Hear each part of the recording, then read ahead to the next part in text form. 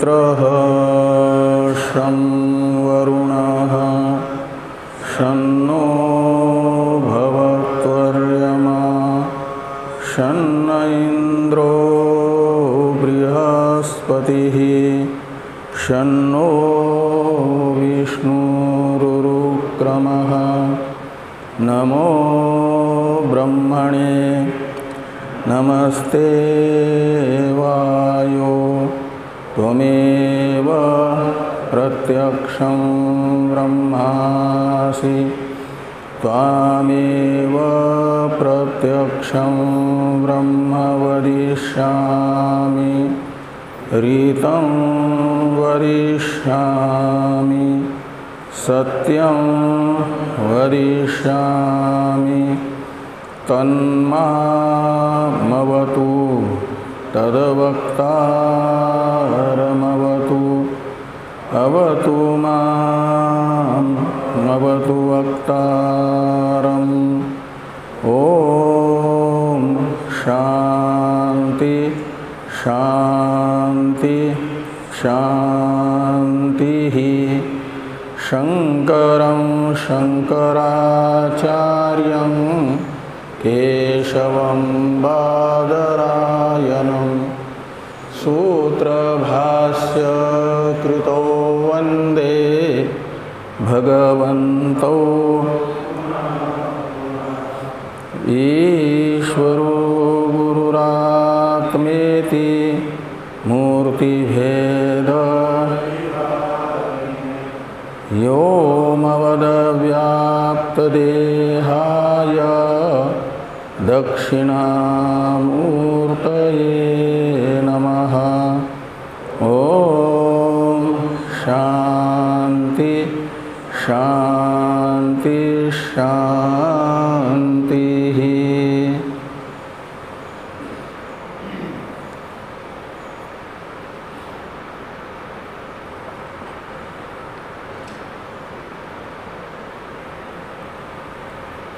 कृष्ण यजुर्वेदीय तैत्रीय उपनिषद के भृगुवल्ली नामक द्वितीय अध्याय के प्रथम अनुवाक का विचार हम लोग तृतीय अध्याय के प्रथम अनुवाक का विचार हम लोग कर रहे हैं। इस अनुवाक के प्रारंभ में 2-3 वाक्यों में एक आख्यायिका बताई हुई है विद्या की स्तुति के लिए, और यानी तस्मा एतत् प्रोवाच इस मूल मंत्र के भृगुर्वै वारुणी से लेकर के तस्मा एतत् प्रोवाच तक के ग्रंथ से एक आख्यायिका ब्रह्म विद्या की स्तुति के लिए बताई गई। उसके बाद ब्रह्म विद्या के साधन बताए गए। भोग्य, भोक्ता, भोगोपकरण। अन्न शब्द से लिया गया शरीर, वह भोगायतन भी हैं और एक दूसरे के भोग्य भी हैं। चूहा आदि, बिल्ली आदि के भोग्य हैं, विषय हैं। इसलिए अन्न शब्द से भोगायतन शरीर जो भोग्य कोटि में आने वाला है उसे लेना, भोग्य को। प्राण शब्द से आत्मा को बताया गया था, और चक्षु श्रोत्र को ज्ञानेन्द्रिय, बाह्य ज्ञानेन्द्रिय मात्र का उपलक्षक मान करके ज्ञानेन्द्रिय पंचक, इन 2 शब्दों से लेना है। मन शब्द से अंतःकरण को लेना है, और वाचम इस शब्द से उपलक्षण विधया बाकी 4 बाह्य कर्मेंद्रियों को भी लेकर के और एक वाक को मिलकर के कर्मेंद्रिय पंचक, इस वाक शब्द से लेना है। और इति का अन्वय है इति ये तत् प्रोवाच के साथ, ऐसा आचार्य वरुण ने कहा। और तंहो वाच यानी ये भृगुर्वै वारुणी ही इत्यादि आख्यायिका के द्वारा स्तुत और अन्नादि साधनक जो विद्या है उस विद्या के विषयभूत ब्रह्म को बताने के लिए कि अन्नादि के द्वारा ब्रह्म का बोध कैसे होगा, इसे बताना प्रारंभ किया तो लक्षण प्रमाणाभ्याम वस्तु सिद्धि होती है। तो अन्नम प्राणम चक्षु श्रोत्रम मनो वाचम इति, इससे अर्थापत्ति प्रमाण बताया गया। ब्रह्म चेतन ब्रह्म का ज्ञापक। ये जो अन्नादि शब्दित कार्यकरण संघात हैं उनमें प्रवृत्ति प्रत्यक्ष दिख रही है। वह प्रत्यक्ष दृश्यमाना प्रवृत्ति कार्यकरण संघात की, कार्यकरण संघात जड़ होने के कारण चेतन अधिष्ठाता के बिना अनुपपन्न है। तो जिस चेतन के बिना जड़ कार्यकरण संघात में प्रवृत्ति अनुपपन्न है, उस चेतन का ज्ञापन इन कार्यकरण संघात की प्रवृत्ति को देख करके होगा। इस प्रकार एक अर्थापत्ति प्रमाण रूप युक्ति ये यहाँ पर प्रमाण बताया। अब लक्षण ब्रह्म का बताया जा रहा है। तंहो वाच, इसमें तम शब्द से ब्रह्म जिज्ञासु भृगु को ग्रहण करना और वाच के कर्ता के रूप में आचार्य वरुण जी का ग्रहण करना। तो आचार्य वरुण तम यानी ब्रह्म जिज्ञासुम भृगुम वाच। आचार्य वरुण जी ने ब्रह्म जिज्ञासु अपने शिष्य और पुत्र भी जो योग्य हैं उन्हें कहा। क्या कहा? तो ये वक्षमान वाक्य लक्षण जिज्ञास्य, भृगु जी के जिज्ञास्य ब्रह्म का लक्षण बताया। लक्षण दो प्रकार का होता है, एक तटस्थ लक्षण, एक स्वरूप लक्षण। स्वरूप लक्षण सत्यम ज्ञानम अनंतम ब्रह्म इत्यादि में ब्रह्मानंद वल्ली में प्रारंभ में ही बताया गया है। यहाँ तटस्थ लक्षण बताया जा रहा है। तो यतो वा इमानि भूतानि जायन्ते इत्यादि मूल का विचार हम लोगों को करना है। तो यतो वा इमानि भूतानि जायन्ते ये न जातानि जीवन्ति यत् प्रयन्त्यभिसंविशन्ति तद ब्रह्म इति। ऐसा ये तटस्थ लक्षण ब्रह्म का बताया गया। तद विजिज्ञासस्व, इस वाक्य का अर्थ बाद में होगा, वो अलग वाक्य है। यत् प्रयन्ति अभिसंविशन्ति तद ब्रह्म इति, यानी यह लक्षण आचार्य वरुण जी ने भृगु को बताया ब्रह्म का। इसमें तीन यत् शब्द हैं। एक यतः ये तहसील प्रत्ययांत, दूसरा ये न ये तृतीयांत, और चौथा यत ये लुप्त द्वितीयांत है। ब्रह्म नपुंसकलिंग है ना, इसलिए नपुंसकलिंग में तो एक जैसा ही बनेगा न द्वितीया में। और प्रथमा में। यत ये यानी, यत ये यानी, तो यत प्रयंती में यत है द्वितीया। तो एक यतः ये तहसील प्रत्ययांत है, तहसील प्रत्यय होता है पंचमी अंत से, का मतलब एक पंचमी अंत यत शब्द हुआ, एक तृतीयांत यत शब्द हुआ और एक द्वितीयांत यत शब्द हुआ। और यत तदोर नित्य संबंध, इस व्याकरण के नियमानुसार यत इस सर्वनाम का और तत् सर्वनाम का आपस में नित्य संबंध है, का मतलब यत शब्द जिसका परामर्शक होगा उसी अर्थ का परामर्शक तत्शब्द बनता है।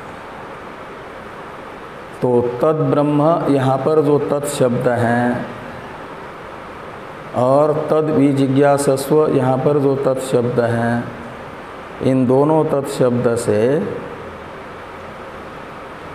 पूर्व में तीन यत शब्दों के द्वारा जिसको लिया जा रहा है उसी को लेना है।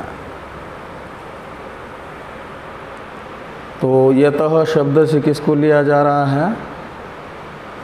जगत कारण को। यतः ये पंचमी अंत से है ना, यस्मात्, और पंचमी प्रकृति अर्थ में है।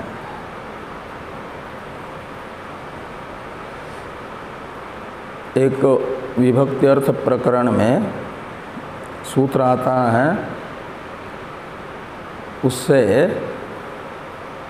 प्रकृति अर्थ में पंचमी विभक्ति होती है। साधारण रूप से अवधि को बताने के लिए तो, अपादान को बताने के लिए तो होती ही है, यहाँ प्रकृति अर्थ में है।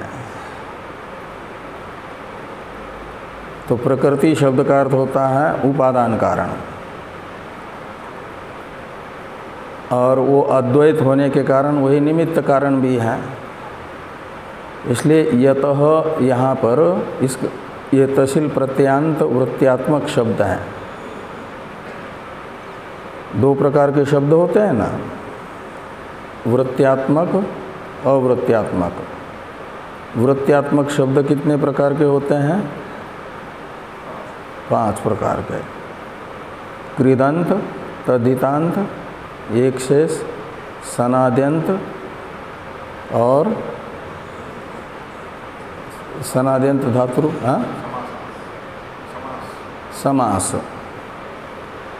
तो इन 5 प्रकार के वृत्ति में से यतः में है तद्धित वृत्ति।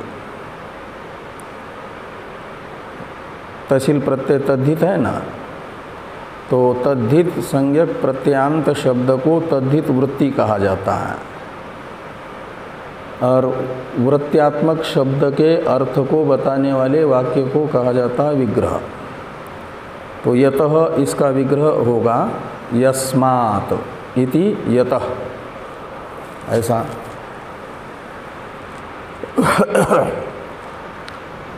तो इसमें यस्मात् में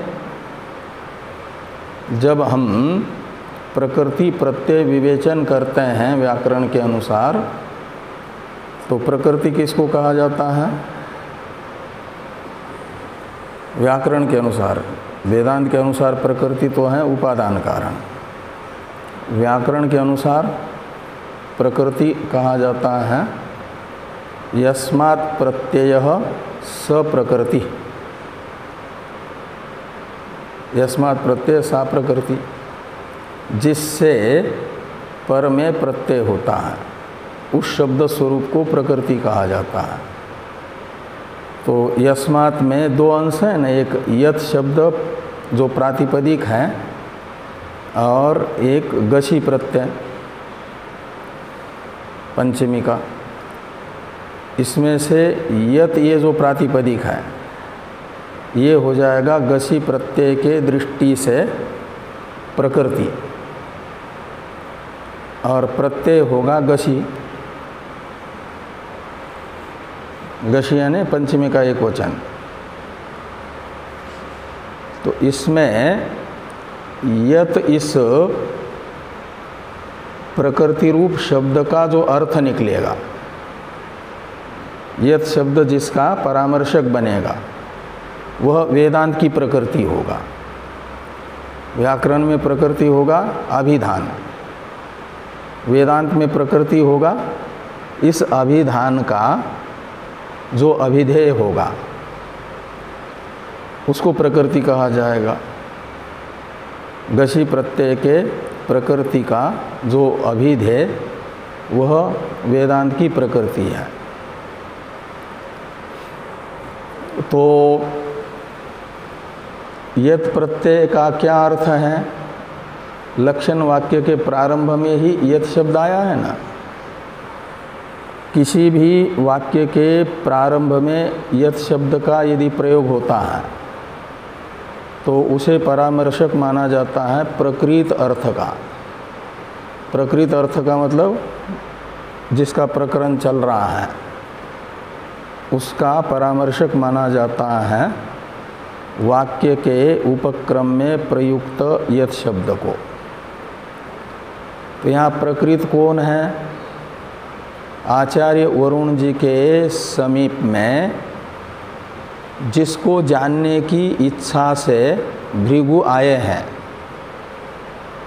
उसे कहा जाएगा प्रकृत। अधिहि भगवो ब्रह्म,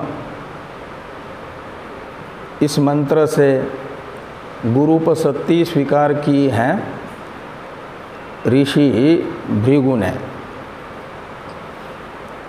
तो इसमें जिसका उपदेश करने के लिए प्रार्थना की जा रही है वरुण जी से उसे कहा जाएगा प्रकृत। तो किसका उपदेश करने के लिए प्रार्थना की जा रही है? अधि भगो ब्रह्म, इस मंत्र में ब्रह्म का उपदेश करने की। अधि का अर्थ है उपदिश, यानी उपदेश करिए। किसका उपदेश करें? तो ब्रह्म का। तो ब्रह्म हो जाएगा प्रकृत अर्थ। और यत शब्द अपने स्वभाव के अनुसार परामर्शक बनेगा किसका? प्रकृत अर्थ का, यानी ब्रह्म का। इसलिए यत शब्द का यहाँ पर अभिधेय हो जाएगा, यानी परामृष्ट अर्थ यत शब्द से जो होगा वो कौन? ब्रह्म। उसे वेदांत में प्रकृति कहा जाएगा। किसके दृष्टि से? तसिल प्रत्यय के दृष्टि से, यानी गसी प्रत्यय के दृष्टि से। वो और गसी प्रत्यय प्रकृतित्व बताएगा, यत शब्द प्रकृति को बताएगा, प्रकृति सामान्य को बताएगा गसी शब्द। जिस किसी से भी आएगा गसी प्रत्यय तो और उस सूत्र विशेष से हुआ गसी प्रत्यय, यानी गसी भ्याम भ्यस, ये तीन पंचमी संज्ञक प्रत्यय एक सूत्र विशेष है जो प्रकृति अर्थ में पंचमी का विधान करते हैं। उस सूत्र से विहित पंचमी संज्ञक प्रत्यय का अर्थ प्रकृति सामान्य है। और यत शब्द जो प्रकृति है गसी प्रत्यय की, उसका अर्थ निकलेगा प्रकृति विशेष। यहाँ प्रकृति विशेष कौन बनेगा? गसी प्रत्यय का अर्थ है प्रकृति सामान्य, और उस प्रकृति सामान्य का विशेष स्वरूप बताने वाला होगा प्रकृति अर्थ। व्याकरण की प्रकृति का अर्थ यानी यत शब्द का अर्थ वो है प्रकृत ब्रह्म, यत शब्द के द्वारा परामृष्ट। इसलिए ये अर्थ निकलेगा यतः शब्द का कि ब्रह्म प्रकृति है, यानी उपादान कारण है। ब्रह्म उपादान कारण है। किसका उपादान कारण है? किसके प्रति? और निमित्त कारण कौन है? वेदांत में तो दो ही कारण है, एक उपादान कारण, एक निमित्त कारण। फिर उपादान कारण के अवान्तर दो प्रकार हैं, परिणामी उपादान और विवर्त उपादान। परिणामी उपादान कारण हमेशा हुआ करती है प्रकृति यानी माया, अविद्या परिणामी उपादान कारण है, और विवर्त उपादान कारण है ब्रह्म। इसलिए यहाँ गसी प्रत्यय यत शब्द से परामृष्ट ब्रह्म में विवर्त उपादानत्व बताएगा, और ब्रह्म की उपाधि जो माया है उसमें परिणामी उपादानत्व हो जाएगा जगत का, आकाश आदि जगत के प्रति। और निमित्त कारण कौन बनेगा? तो दूसरा कोई तो है नहीं, इसलिए ब्रह्म ही निमित्त कारण भी होगा। इसलिए ब्रह्म को कहा जाता है अभिन्न निमित्त उपादान कारण। वो वही जो विवर्त उपादान कारण होता है उसे अधिष्ठान शब्द से भी कहा जाता है। विवर्त उपादान कारण और परिणामी उपादान कारण में क्या अंतर है? दोनों का कुछ भेद मालूम है कि नहीं? कितने ग्रंथ हो गए वेदांत के? शुरू वाले ग्रंथ तो इसलिए पढ़ाए गए थे ना,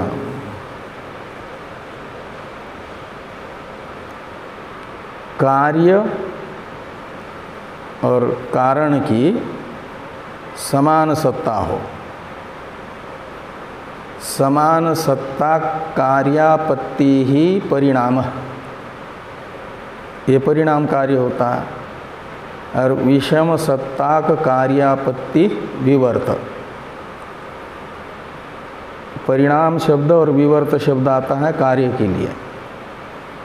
तो प्रकृति के यानी उपादान कारण के समान सत्ता वाले कार्य को परिणाम कहा जाएगा। अपने समान ही सत्ता जिस उपादान कारण के कार्य की है उस उपादान कारण को कहा जाएगा परिणामी उपादान कारण। और अपनी सत्ता से विषम सत्ता जिस कार्य की है उस कार्य को तो कहा जाएगा विवर्त कार्य, और उपादान कारण को कहा जाएगा विवर्त उपादान कारण। तो ब्रह्म की तो पारमार्थिक सत्ता है, आकाश आदि जगत की व्यावहारिक सत्ता है। इसलिए व्यावहारिक सत्ता और पारमार्थिक सत्ता में वैषम्य है कि नहीं? तो वैषम्य होने से ब्रह्म को कहा जाएगा विवर्त उपादान कारण। जिस उपादान कारण के कार्य की सत्ता उपादान कारण से विलक्षण होती है वह उपादान कारण विवर्त उपादान कारण है, विषम सत्ता होती है। व्यावहारिक सत्ता वाला आकाश आदि कार्य और पारमार्थिक सत्ता वाला ब्रह्म अधिष्ठान। इसलिए ब्रह्म हो गया विवर्त उपादान कारण। और माया की भी व्यावहारिक सत्ता है और आकाश आदि कार्य की भी व्यावहारिक सत्ता है। जैसे ब्रह्म का कार्य है आकाश आदि जगत, ऐसे माया का भी कार्य है ना। तो माया व्यावहारिक है और आकाश आदि जगत भी व्यावहारिक है। तो कार्य तथा कारण समान सत्ता वाला हो गया, व्यावहारिक दोनों की सत्ता है, तो वो हो गया परिणामी कारण। परिणामी उपादान कारण माया और विवर्त उपादान कारण ब्रह्म। विवर्त उपादान कारण का ही दूसरा पर्यायवाचक शब्द है अधिष्ठान।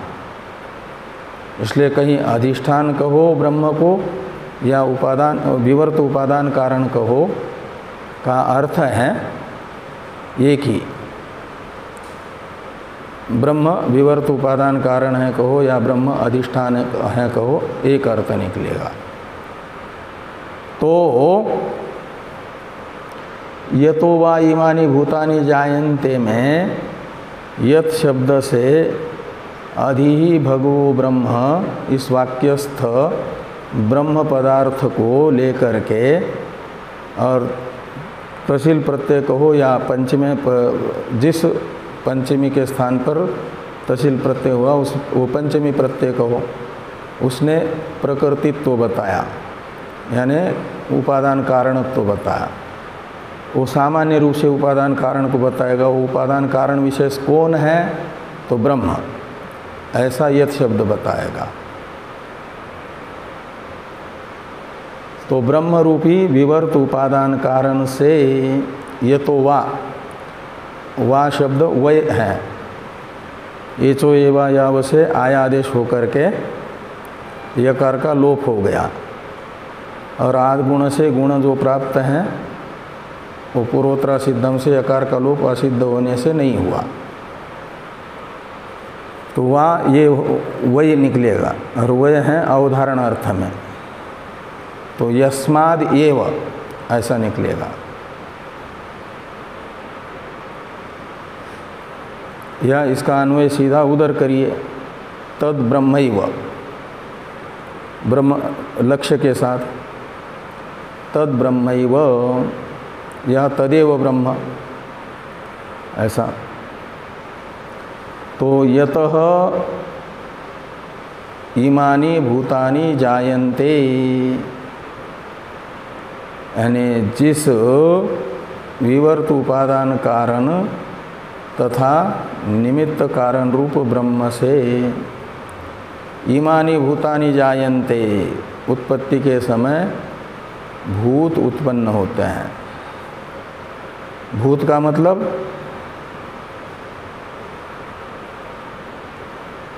भूत का अर्थ यहाँ पर भूत योनि या आकाश आदि पंचभूत नहीं लेना। भूत यानी प्राणिनः, भूतानि प्राणिनः। भूत का मतलब है प्राणी, प्राण धारण करने वाले। वो 84 लाख प्रकार के सभी आ जाएंगे। वो कौन है, कहाँ से कहाँ तक, तो ब्रह्मादि स्तंभ पर्यंतानि भूतानि। तो ब्रह्मादि, इसमें ब्रह्म शब्द का अर्थ है हिरण्यगर्भ। हिरण्यगर्भ समवर्तताग्रे, यह मंत्र ये बताता है कि भूतों में सबसे पहले कौन उत्पन्न हुआ, हिरण्यगर्भ। यो ब्रह्मांडं विदधाति पूर्वम यो वै वेदांश्च प्रहिणोति तस्मै। तो यो यानी जिस परमेश्वर ने ब्रह्मा को प्रथम उत्पन्न करके उन्हें वेद प्रदान किया, वेदोपदेश किया, तो वो ब्रह्मा जी हैं हिरण्यगर्भ। वो सबसे उत्कृष्ट भूत है यानी प्राणी है, प्राण धारण करने वाले हैं। और सबसे निकृष्ट जो 84 लाख प्रकार की योनि में निकृष्ट योनि है कौन, स्तंभ। स्तंभ यानी पिलर, हाँ ये, हाँ अमीबा, हाँ एक पेशी वाला ही होता है छोटा सा, या कोरोना।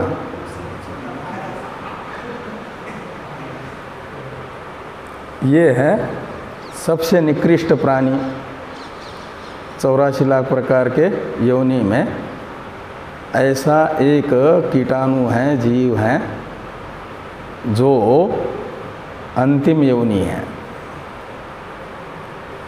उसे कहा, तो वहाँ तक 84 लाख प्रकार के प्राणी, यहाँ भूत शब्द का अर्थ होगा। जायन्ते यानी उत्पद्यन्ते, तो उत्पत्ति के समय जिस अभिन्न निमित्त उपादान कारण रूप ब्रह्म से सारे प्राणी उत्पन्न होते हैं, तदेव ब्रह्म। ऐसा ये लक्षण उधर जोड़ देना, तदेव ब्रह्म। जिस ब्रह्म से उत्पन्न हो रहे हैं तत् जिससे उत्पन्न होंगे वह ब्रह्म है। और उसमें तत्व त्वम प्रत्यय जोड़ देंगे तो भावार्थक तत्वम ब्रह्मण लक्षणम, ऐसा करना पड़ेगा। तत्वम ब्रह्मण तटस्थ लक्षणम, ये ब्रह्म का जगत उत्पत्ति कारणत्व ब्रह्म का तटस्थ लक्षण है। तो खाली उत्पत्ति का ही कारण है। जैसे घट की उत्पत्ति का कारण है दंड, चक्र, कुलाल, ये घड़े को उत्पन्न करते हैं और फिर घड़े को उत्पन्न करके दंडा जल भी जाए तब भी घड़े का कुछ बिगड़ता नहीं है। ऐसे जगत को उत्पन्न करके ब्रह्म हट जाए तो चलेगा? तो ब्रह्म मिट्टी के तरह है, उपादान कारण है ना। उपादान कारण होता है जो जगत की उत्पत्ति में भी, स्थिति में भी और लय में भी कारण बने, उसे उपादान कारण कहा जाता है। निमित्त कारण तो उत्पन्न करके चला जाए तब भी चलेगा। तो ब्रह्म निमित्त कारण होने से, निमित्त कारण मात्र होता यदि, तब तो दंडादि के तरह, कुलाल आदि के तरह, जैसे घड़े को उत्पन्न करके कुलाल मर जाए तब भी घड़ा बना रहता है। कुलाल मरने से घड़े उसने बनाए हुए जितने घड़े वो सब के सब नष्ट थोड़ी हो जाते हैं। ऐसे ब्रह्म कर्ता होने से, निमित्त कारण होने से निकल भी जाता तो भी जगत रहता यदि केवल कुलाल आदि के तरह निमित्त कारण होता हो। लेकिन केवल निमित्त कारण नहीं है, उपादान कारण भी है। ये दिखाने के लिए आगे कहते हैं ये न जातानि जीवंती। तो जगत स्थितौ यानी जगत स्थिति काल में, जगत की स्थिति काल में ये न ब्रह्मणा जातानि जीवंती, तो जिस अपने उपादान कारणभूत ब्रह्म से उत्पन्न जीते हैं यानी चेष्टा करते हैं। प्राणी जी रहे हैं, इसका लक्षण क्या है? तो मुर्दे में और जीवित में क्या अंतर है? तो जीवित में चेष्टा होती है, मुर्दे में चेष्टा नहीं होती, वो पत्थर की तरह पड़ा रहता है।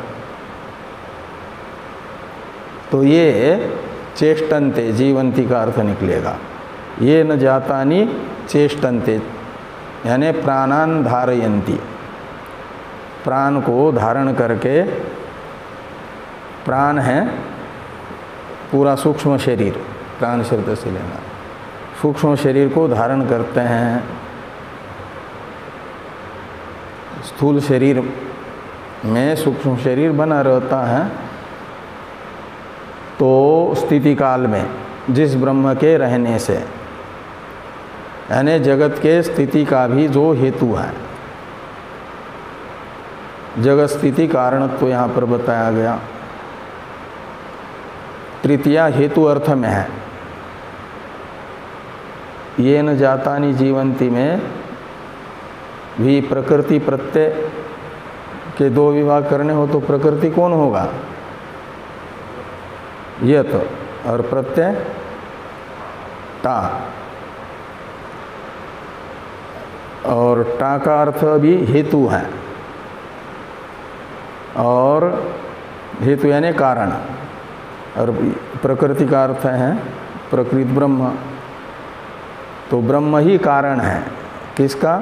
जीवन का, यानी चेष्टा का। स्थिति काल में प्राणी मात्रों की, ब्रह्मा से लेकर के स्तंभ पर्यंत प्राणी मात्र में जो चेष्टा हो रही है उसका कारण कौन है? ब्रह्म ही है। और आगे कहते हैं कि यत प्रयन्त्य अभिसंविशन्ति, तो यत यानी यम, यत तो नपुंसकलिंग ब्रह्म होने से यत ही रहेगा। इसमें प्रकृति प्रत्यय का विवेचन करेंगे तो कौन निकलेगा, प्रकृति और कौन प्रत्यय?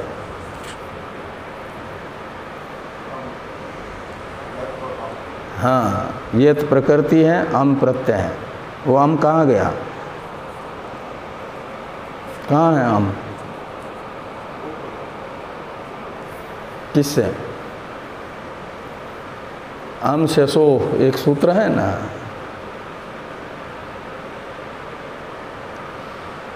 या सोमोर नपुंसकात, ये सूत्र है। अम शेषो तो दूसरा काम करता है।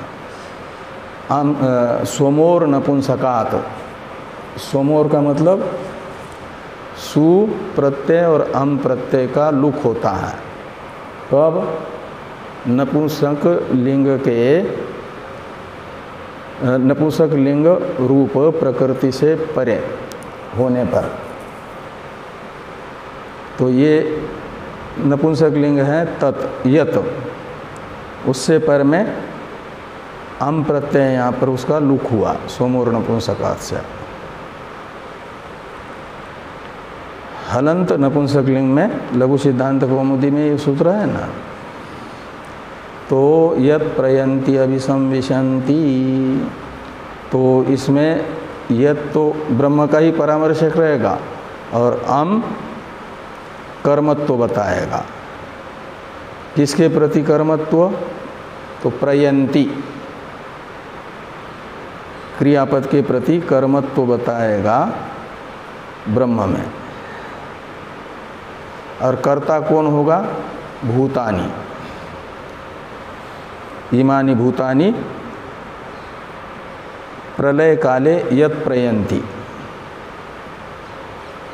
तो प्रयन्ति में कौन सा धातु है? प्र उपसर्ग पूर्वक ईण गतो धातु, गत्यर्थक ईण धातु है ना, उसका येति यतः यन्ति ऐसा रूप बनता है ना।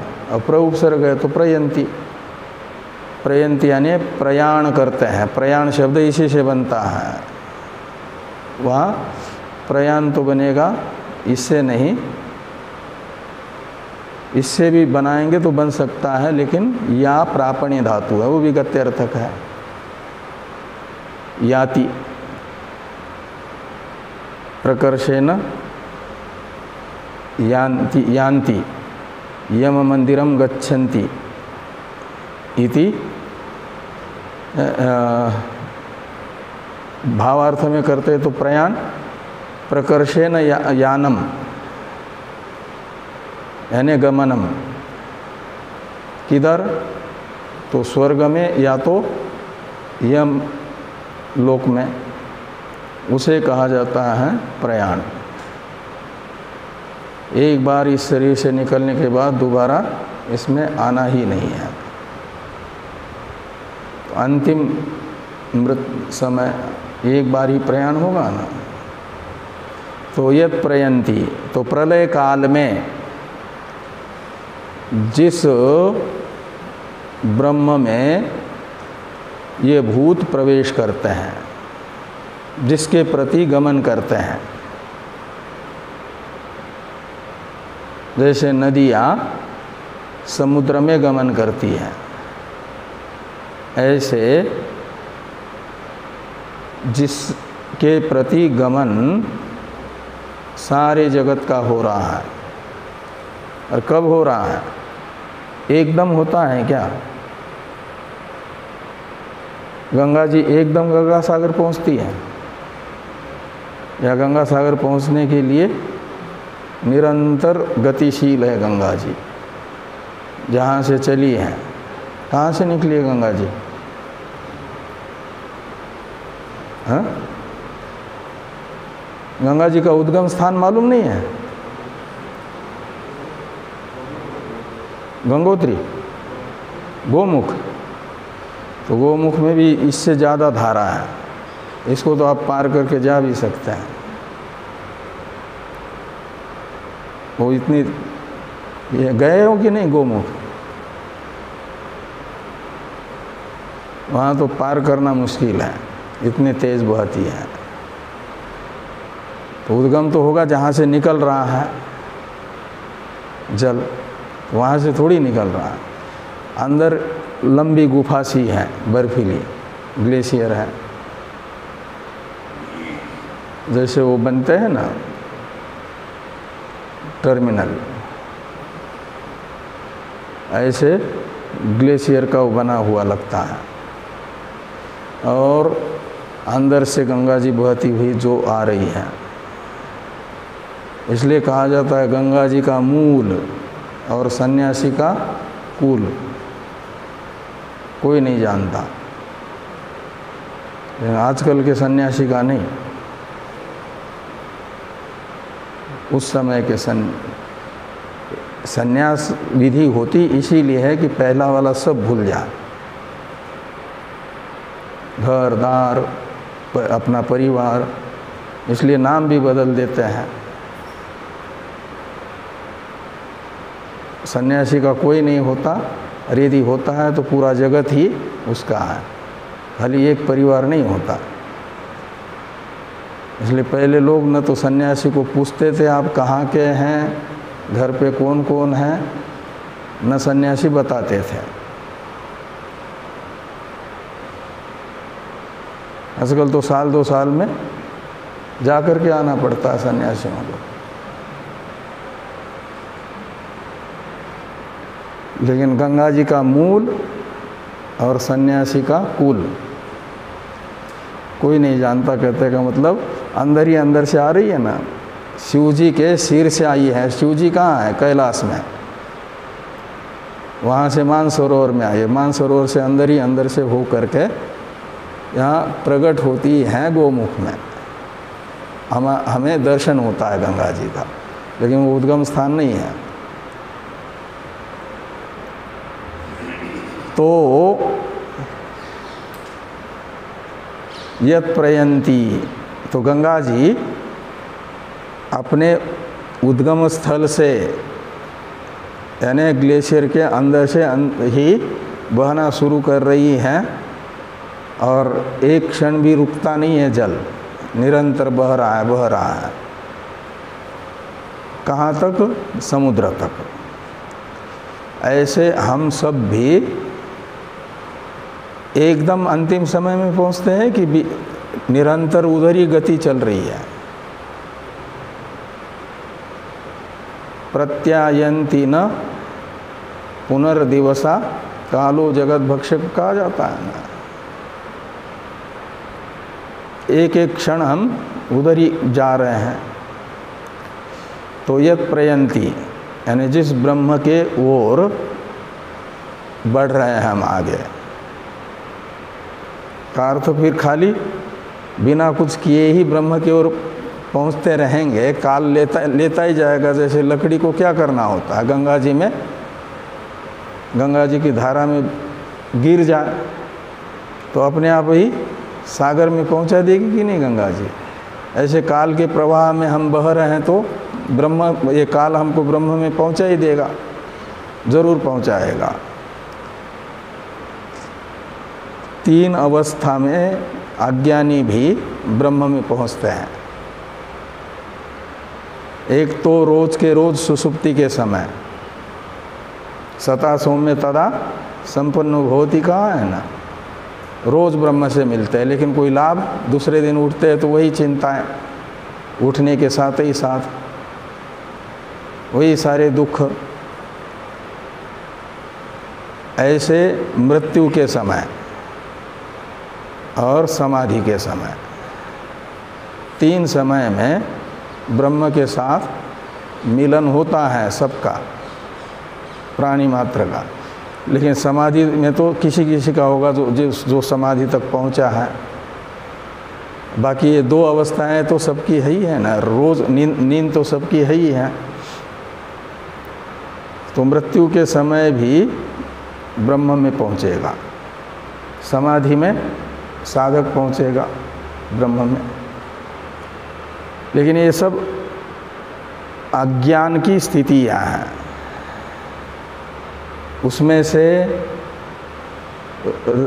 निद्रा और मृत्यु है तमाच्छादित अज्ञान की स्थिति, तम प्रधान अज्ञान की स्थिति मृत्यु और निद्रा, और सत्व प्रधान अज्ञान की स्थिति है समाधि। इसलिए समाधि में ज्ञात यानी प्रबुद्ध आनंद रहता है, ज्ञात आनंद रहता है, और इन दोनों में आनंदाभास रहता है,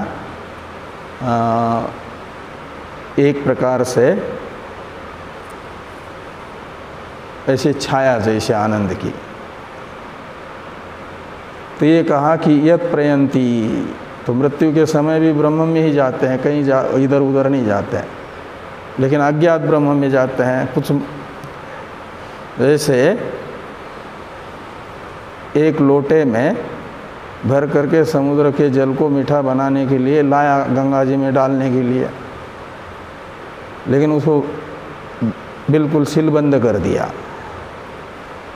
और वो लोटा खोले बिना ऐसा का ऐसा गंगा जी में रहेगा, गंगा जी के साथ बह भी जाए तब भी मीठा होकर के फिर समुद्र में मिलेगा कि वैसा का वैसा ही मिलेगा, क्योंकि वो बंद, तो उसका खारापन वैसा ही रहेगा। ऐसे सुसुप्ति के समय आनंद स्वरूप ब्रह्म के साथ मिलने पर भी एकदम मिलने से पहले जैसी वृत्ति लेकर के गए हैं, उठते ही उसी वृत्ति के साथ उठेंगे, क्योंकि ढक्कन बंद करके गंगा जी में डुबाया हुआ जल, वो गंगा जी के गुण उसमें नहीं आएंगे, ऐसा होता है।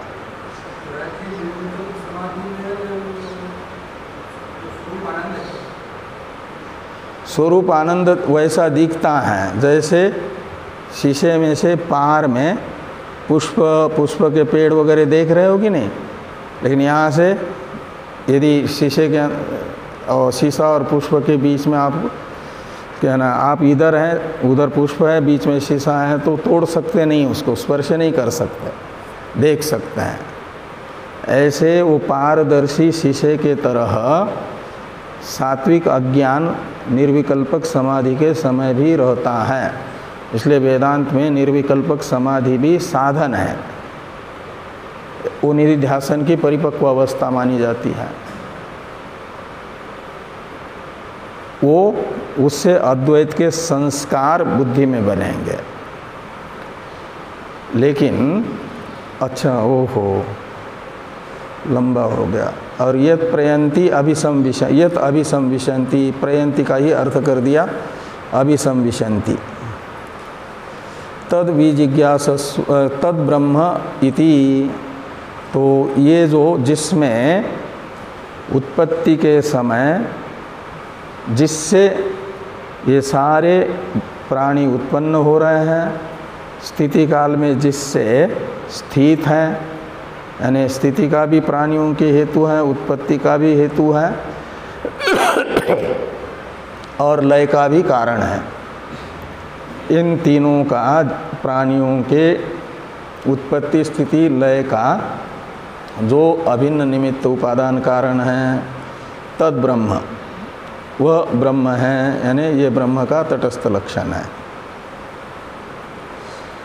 और तद विजिज्ञासस्व, उस ब्रह्म को तुम जानने की इच्छा करो, ऐसा आचार्य वरुण जी ने ब्रह्म जिज्ञासु ऋषि भृगु जी से कहा। ब्रह्म का तटस्थ लक्षण सुन करके आचार्य वरुण जी से फिर भृगु क्या करते हैं, तो कहते हैं स तपो अतप्यत, भृगु ने तपस्या की। यहाँ तप है विचार, ये जो लक्षण वाक्य है, इस लक्षण वाक्यार्थ का विचार किया, ये लक्षण किस में घटता है, तो विचारात्मक तप किया। और वो विचारात्मक तप करके कहते हैं स तपस तप्त्वा, विचारात्मक तप करके फिर चले गए वरुण जी के पास, और वरुण जी से आएगा कि अन्न को ही मैं ब्रह्म मानता हूँ, क्योंकि आपने जो लक्षण बताया वह मैं देख रहा हूँ अन्न में घटता है। यह आगे वाले अनुवाक में आएगा। तो कल तो हाँ, कल शाम का तो होगा ना 17,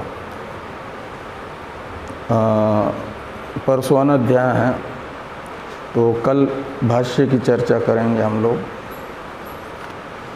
ओम शन्नो मित्रः शं वरुणः शन्नो भवत्वर्यमा शन्न इंद्रो बृहस्पतिः शन्नो विष्णुरुक्रमः। नमो ब्रह्मणे नमस्ते वायो त्वमेव प्रत्यक्षं ब्रह्मासि त्वामेव प्रत्यक्षं